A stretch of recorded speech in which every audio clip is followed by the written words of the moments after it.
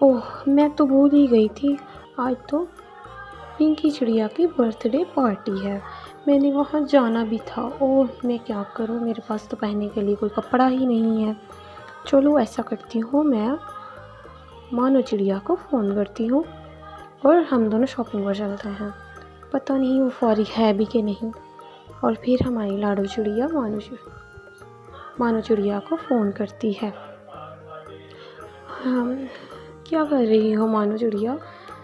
हाँ, कुछ नहीं, बस अपने लिए ड्रेस डिसाइड कर रही थी कि बर्थडे पार्टी पर कौन सा पहनूं।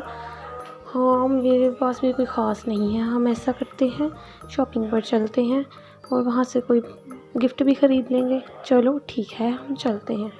चलो फिर चलते हैं। और फिर वो दोनों शॉपिंग करने चली जाती हैं।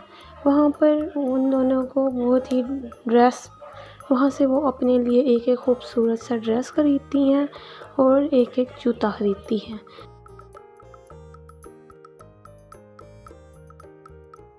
फिर शॉपिंग पूरी करने के बाद वो अपनी दोस्त के लिए गिफ्ट भी लेती हैं और घर आ जाती हैं। घर आने के बाद लाडो चिड़िया तैयार हो जाती है और गिफ्ट पकड़कर उस दोस्त के घर जाने के लिए निकल जाती है। और फिर मानो चिड़िया भी तैयार होकर चल देती है। वहाँ पर वो पहुँचती हैं तो उनकी दोस्त तैयार होकर बैठी होती है। Happy birthday, thank you so much.